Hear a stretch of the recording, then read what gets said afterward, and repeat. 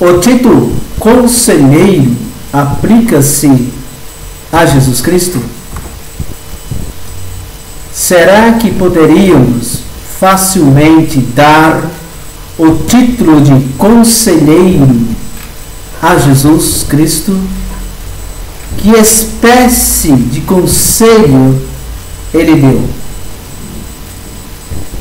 Em Mateus 6,34 e outras passagens que nós iremos analisar neste vídeo, veremos alguns tipos de conselhos que foram dados e que até os dias de hoje são considerados como exemplos de vida espiritual. Começamos então com a primeira passagem, Mateus 6,34. Está escrito assim: não andeis ansiosos pelo dia de amanhã, pois o amanhã se preocupará consigo mesmo. Eis aqui, amados ouvintes, um conselho sobre a preocupação com o sustento pessoal. Mas o que diz a Torá sobre a preocupação com o sustento pessoal? No livro de Gênesis, capítulo 3, versículo 19, está escrito: do suor do seu rosto comerás o teu pão. Vamos ver uma outra passagem.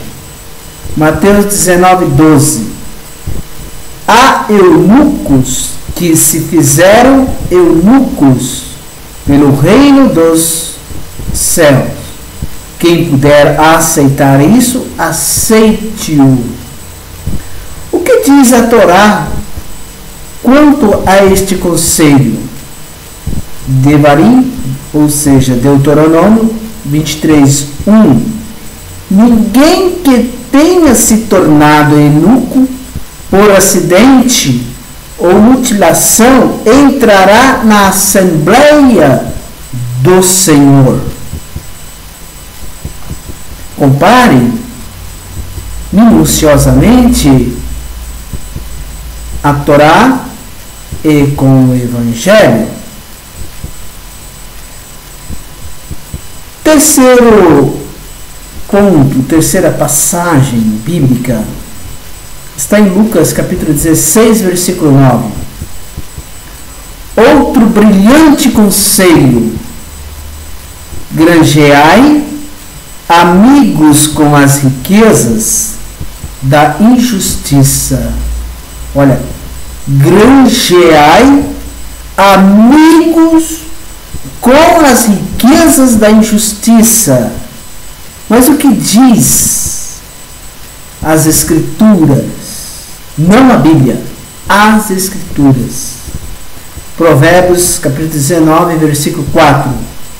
As riquezas granjeiam muitos amigos. A riqueza nada vale no dia da ira. Provérbios 11, 4. Ai daquele que ajunta para si bens mal adquiridos por o seu ninho no alto, a fim de se livrar das garras do mal. Abacuque capítulo 2, versículo 9. Não preciso nem comentar os textos, né? Você pode ver que os próprios textos estão se autoexplicando. Eu não quero induzir ninguém a pensar com as minhas conclusões, mas sim com as conclusões das Escrituras. Outra passagem interessante, está no livro de João 14, versículo 1, é um outro conselho que é dado por Jesus a seus ilustres seguidores até os dias de hoje. credes em Deus, crede também em mim. Mas o que diz as Escrituras em relação a essa citação de João 14:1? Lá em 1 Samuel capítulo 7, versículo 3. Tirai dentre vós os deuses estranhos, preparai o vosso coração ao Senhor, e servi a Ele só. Esse só se trata de nem dois e nem três. No chamado Novo Testamento, temos vários exemplos de Jesus que passaram a adorá-lo como um Deus, esquecendo-se do mais fundamental mandamento da lei, aquele que diz respeito à idolatria. Mateus 2:2, 15, 24, 25, João 9:38. E quanto a Ezequias, que conselho deu ele ao povo e continua dando o mesmo conselho até os dias de hoje.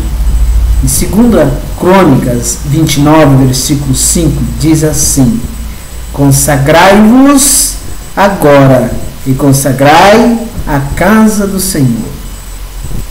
2 Crônicas 29, versículo 5, diz assim: tirai do santuário a imundícia. 2 Crônica 29, versículo 1, está escrito: não sejais negligentes.